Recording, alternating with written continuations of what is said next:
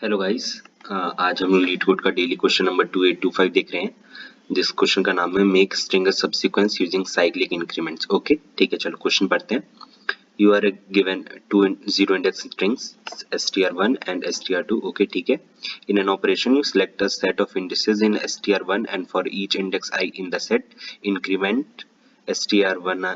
Okay ठीक है, to the next character cyclically. अच्छा, that is a becomes b, b becomes c and so on। ठीक है and z becomes a। अच्छा ठीक है, साइक्लिकली का मतलब यही है कि मतलब जब z पे आ जाओ तो अब आप वापस से a पे आ जाओ, मतलब एक टाइप से लूप। ठीक है, a b a से लेके a to z लेके फिर z to फिर ऐसे पूरा। ठीक है, साइक्लिकली का यही मतलब है। Return true if it is possible to make str2 a subsequence of str1। अच्छा ठीक है, by performing the operation at most once। अच्छा मतलब एक बार ऑपरेशन परफॉर्म करने हैं, बस एक बार, ज्यादा से ज्यादा एक बार, चाहे तो नहीं। ठीक है, एंड फॉल्स अदरवाइज। अच्छा ठीक है, सब्सीक्वेंस ऑफ स्ट्रिंग आपको पता ही है। सब्सीक्वेंस मतलब मतलब सब्सीक्वेंस मतलब कि मान लो कि एबीसी है। ठीक है, और हमें चेक करना है एडी। ठीक है, मतलब एबीसी में सब्सीक्वेंस क्या क्या हो सकते हैं, ए बी हो सकता है, ए सी हो सकता है, ठीक है, बी सी भी हो सकता है। ठीक है, ये सब्सीक्वेंस होता है। मतलब अगर मान लो कि आप कोई कैरेक्टर हटा भी देते हो लेकिन तो फिर वो सब्सीक्वेंस बन जाता है। ठीक है, subsequence of string is an string that is formed from the original string by deleting some. ठीक है, मतलब वही आपने बी डिलीट कर दिया, चाहे तो ए डिलीट कर, सी डिलीट कर दिया। ठीक है, without disturbing the relative position. हमें पोजीशंस वही रखने हैं, बस ये नहीं कि उल्टा पुल्टा कर दिया डिलीट करने के बाद, वही पोजीशंस रखने हैं, बट आप डिलीट कर सकते हो। ठीक है, वही सब सीक्वेंस होता है। ठीक है, जैसे ए बी में ए डी में क्या सब सीक्वेंस हो सकते हैं, ए और डी हो सकते हैं, कोई सा भी डिलीट कर दो लेकिन पोजीशन तो सेम ही रहेगी। ठीक है, चलो क्वेश्चन का मतलब है दो स्ट्रिंग्स दी हुई हैं str1 और str2। ठीक है, abcad दिए हुए। ठीक है, तो हमें ये दिया हुआ है कि str1 में अगर सारे कैरेक्टर्स मैच हो रहे हैं str2 से तब भी आप ट्रू रिटर्न कर दो, नहीं तो आप अगर देखो अगर कोई कैरेक्टर है तो अगर उसको 1 से इंक्रीमेंट किया जाए तो क्या हमारा str2 में जो कैरेक्टर है उसके इक्वल आ जा रहा है, तो फिर उस केस में भी आपको ट्रू रिटर्न करना है। ठीक है, जैसे ए को इंक्रीमेंट करेंगे तो बी होगा। ठीक है, ऑफ कोर्स बी होगा, बी को इंक्रीमेंट करेंगे सी होगा। एटमोस्ट 1 करना है, ये नहीं कि आप करते चलो, एटलीस्ट नहीं बोला, एटमोस्ट बोला है। आप ज्यादा से ज्यादा एक कर सकते हो, चाहे तो नहीं, चाहे तो एक कर सकते हो। ठीक है, और फिर सी मतलब सी को इंक्रीमेंट करेंगे तो डी आएगा। ठीक है, तो सबसीक्वेंस में तो आपको बता ही दिया मैंने कि बी को डिलीट कर दोगे, चाहे तो सी को डिलीट कर दोगे, चाहे तो ए को डिलीट कर दोगे। ठीक है, और ठीक है, str2 equal to A D. अब ए तो है, पहला लेटर मैच कर रहा है। ठीक है, ओके ठीक है, बी तो है नहीं इसमें, सी भी नहीं है, लेकिन हम लोग ये देखेंगे कि क्या इस str1 में किसी को इंक्रीमेंट करेंगे तो ad आ जाएगा, मतलब डी आ जाएगा क्या हमारा, किसी में str a को छोड़ के str1 में कुछ ऐसा एलिमेंट है क्या, ऐसा कैरेक्टर है क्या जिसको इंक्रीमेंट करेंगे तो डी आ जाएगा। हाँ है, सी को इंक्रीमेंट करेंगे तो डी आ जाएगा। तो फिर और सबसीक्वेंस मतलब बताया कि मान लो बी डिलीट कर दिया तो ए सी, और पोजीशन भी चेंज नहीं हुई, ए पहले है और सी ए के बाद सी है, और यहाँ पे भी ए के बाद डी है, तो सी को इंक्रीमेंट करेंगे 1 से तो क्या है, ए डी आ जाएगा। तो इस केस में ट्रू रिटर्न कर दिया। ठीक है, वही है, सेलेक्ट इंडेक्स 2 इन str1 increment str2 become D. ठीक है, hence tr becomes abd and str is now subsequence। ठीक है, ट्रू इज रिटर्न। अब jc वाला देखते हैं, zc sorry, str1 is zc और str2 ad। ठीक है, हमें जो तो साइक्लिक मतलब क्वेश्चन में दिया होता, साइक्लिक दिया होता ना, तो z becomes a, z a बन जाना चाहिए। ठीक है, तो z के बाद अगर a आ रहा है, ठीक है, और c z के बाद a आएगा इंक्रीमेंट करने पे 1 से, और c को इंक्रीमेंट करने पे d आएगा। ठीक है, तो बस ऑफ कोर्स मैच कर रहा है। z तो है नहीं, यहाँ पे z नहीं है लेकिन a है, z को इंक्रीमेंट 1 से करेंगे तो a आ जाएगा, c को 1 से इंक्रीमेंट करेंगे तो क्या है, d है, और पोजीशन भी चेंज नहीं करनी पड़ रही है, तो बस ये मेरा सबसीक्वेंस भी है, तो इस केस में भी ट्रू रिटर्न कर दिया। ठीक है, और फिर ये देखते हैं, अब ए बी और डी देखते हैं। अब ए को चाहे इंक्रीमेंट करो, चाहे तो बी को इंक्रीमेंट करो, डी तो कभी आएगा ही नहीं, एटमोस्ट दिया था, 2 बार करते तो हो जाता अगर एटलीस्ट होता तो, लेकिन एटमोस्ट दिया, वन एक ही बार आप ऑपरेशन यूज कर सकते हो। ठीक है, तो ए को इंक्रीमेंट करेंगे तो बी होगा, बी को करेंगे तो डी सी होगा, डी तो होगा ही नहीं किसी केस में, इसलिए फॉल्स, इम्पॉसिबल है। ठीक है, यही दिया हुआ है, in this example it can be shown that is impossible to make str2 a subsequence of str1 using the operation at most once। ठीक है, therefore false is written। ठीक है, अब इस क्वेश्चन में बेसिकली 2 पॉइंटर्स अप्रोच यूज कर लेते हैं, क्योंकि हमें 2 str दिया और जहां भी 2 स्ट्रिंग दिया है, कंपैरिजन का आपके पास ये क्वेश्चन हो, तो आप बेसिकली आप 2 पॉइंटर्स अप्रोच तो सोचते ही हो। ठीक है, मतलब कि एक जो हमारा str1 में आइटरेट करेगा और एक j जो हमारा str2 में आइटरेट करेगा। अब ठीक है, अब देखो आप ठीक है, 2 पॉइंट्स अप्रोच तो ठीक है, लेकिन आप उसमें ये कैसे कंडीशन मेट करोगे। ठीक है, अब कंडीशन चेक करने के लिए इफ एल्स लगाएंगे हम लोग, ठीक है। अब इफ एल्स की कंडीशंस क्या क्या होंगी, ठीक है। पहले तो एक हम लोग पूरा इटरेट करेंगे, ठीक है, दोनों स्ट्रिंग्स को, ठीक है। अब फिर हमें ये भी देखना पड़ेगा कि पहला कंडीशन तो ये होगा कि लेटर अगर सेम है तो फिर सिंपली आगे मूव कर जाओ, पॉइंटर आगे बढ़ा दो। ए को ए मिल गया था तो हम लोग आगे बढ़ गए थे, बी पे चले गए थे। बी को इंक्रीमेंट करके, बी को पहले देख रहे थे, बी मैच नहीं कर रहा है, तो बी को अगर इंक्रीमेंट करके देखा वो भी मैच नहीं कर रहा है तो आगे बढ़ा दिया पॉइंटर। सी को इंक्रीमेंट करके देखा तो डी आ रहा है, सी तो है नहीं इसमें तो कोई पॉइंट नहीं है, सी को इंक्रीमेंट किया तो डी आ रहा था, ठीक है।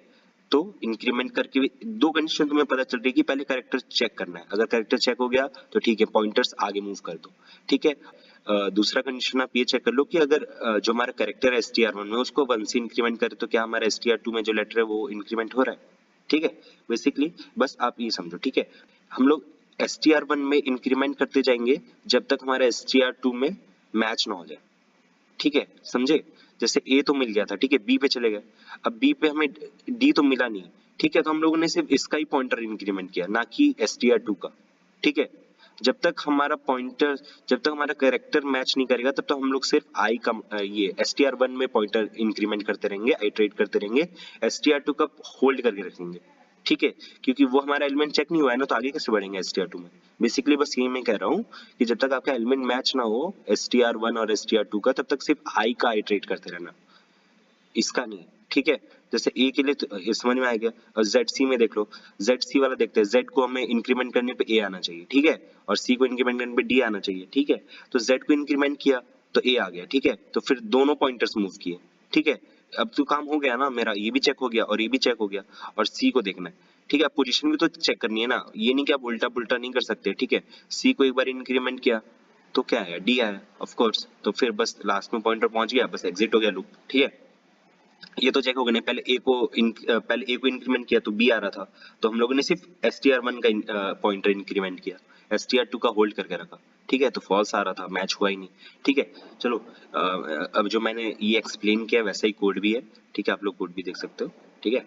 कोड में बेसिकली मैंने यही किया कि बस एक वाइल लूप चलाया है, ठीक है, आई जे और दो पॉइंटर्स लिए हैं जो लास्ट तक चल रहे हैं, लूप को पूरा इटरेट करेंगे। पहला कंडीशन तो मैंने यही चेक किया जो आपको मैंने बताया कि str1 और str2j अगर इक्वल है, अगर ए जैसे वो था ए था, ठीक है, ए था ना, जैसे ए यहाँ पे ए था तो मैच हो रहा था, ठीक है, तो मैच हो रहा था तो हम लोग आगे बढ़ जा रहे थे, ठीक है। तो पहला कंडीशन ये हो गया कि पहले कैरेक्टर्स को चेक कर लो, ठीक है।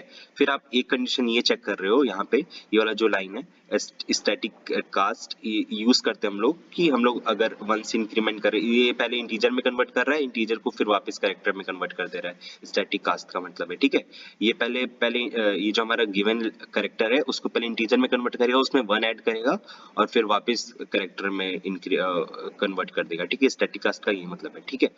तो हम लोगों ने ये देखा कि अगर 1 से इंक्रीमेंट किया, यहाँ पे देखो +1 है, अगर 1 से इंक्रीमेंट किया तो क्या हमारा str2j आ जा रहा है, हाँ आ जा रहा है, तो फिर सिर्फ हम लोग फिर तो j को भी इंक्रीमेंट किया, और नहीं तो हर केस में तो आई आइटरेट कर ही रहे हैं ना, चाहे तो आप i++ लूप में भी लिख दो, उससे कोई प्रॉब्लम नहीं होगा, ठीक है, सेम ही आएगा। i++ को चाहे लूप के अंदर लिखो, एक कंडीशन के अंदर लिखो, चाहे कंडीशन के बाहर लिखो, इन दोनों केस में तो आप i तो इंक्रीमेंट कर ही रहे हो ना, ठीक है, समझ गए, ठीक है। str1 str2 और फिर मैंने देखो ये कंडीशन क्यों डाली है, stri equal to j z and str2j equal to a, ठीक है। अब मैंने ये देखा है कि मैंने ये नोटिस किया इस सिर्फ ये वाला कंडीशन चेक करने पे कि जब z को इंक्रीमेंट करते हो ना तो ये एक अननोन वैल्यू देता है, ठीक है, मतलब अनअसाइंड इंटीजर दे देगा, ठीक है, जिसका वैल्यू पता नहीं है, ठीक है। इसलिए मैं चाहता हूँ कि जब मेरे पास z आए तो मैं a तो दे ही दूं, ठीक है। जब z आया, जैसे लास्ट में z आ रहा था, तो z को जब मैं इंक्रीमेंट करूंगा ना तो कुछ अननोन वैल्यू दे रहा था, ठीक है, मतलब रिटर्न टाइप पता ही नहीं उसका, ठीक है। तो z को जब मैं इंक्रीमेंट कर रहा था तो a तो नहीं आ रहा था, तो मेरा ये फॉल्स हो जाएगा, लेकिन इस केस में तो ट्रू है, ठीक है। तो मैंने इसलिए बस एक z के लिए केस लगाया कि अगर मेरा लास्ट में z हो और str2 में पहला कैरेक्टर a हो, तो बस मेरा इस केस में भी आप मेरा रिटर्न कर दो, ठीक है, इस केस में भी आप j को आगे बढ़ा दो, ठीक है। बस बेसिकली यही किया है, और आई तो मेरा हर केस में इंक्रीमेंट कर ही रहा है, मैंने आपको समझाया अभी, ठीक है। और ये देखो ये किस लिए है, मैं ये चेक कर रहा हूँ कि अगर जे पॉइंटर लास्ट में पहुंच गया str2 के, जे पॉइंटर अगर लास्ट में पहुंच गया कि हाँ मेरा चेक हो गया, जे पॉइंटर लास्ट में कब पहुंचेगा, जब इफ वाला लूप एग्जीक्यूट होगा। और इफ वाला लूप क्या क्या चेक कर रहा है, यही चेक कर रहा है कि सब सीक्वेंस है कि नहीं, सारे कैरेक्टर्स मैच कर रहे हैं कि नहीं, इंक्रीमेंट होके मैच कर रहा है कि नहीं, जेड और ए मैच हो रहा है कि नहीं, सारे सारे जो चेक्स है हमारे पास हो रहे हैं कि नहीं, तभी जाके हमारा जे इंक्रीमेंट हो रहा है। तो जे जब लास्ट पहुंच जाएगा तो हाँ, तो हाँ, तो ये मेरा सब सीक्वेंस है, तो रिटर्न ट्रू कर दे रहा हूँ, नहीं तो फॉल्स। ठीक है, बस यही है। जे अगर लास्ट में पहुंच गया, जैसे ए पहले आया, फिर यहाँ पे मैच कर दे रहा था जे और ए वाला कंडीशन एग्जीक्यूट हो रहा था, तो जे हुआ 0 से 1। ठीक है, 1 हुआ तो ठीक है, 1 पे चेक किया तो सी में जब इंक्रीमेंट किया 1 तो डी आया, जब ई वाला कंडीशन, ई वाला चेक चल रहा है यहाँ पे।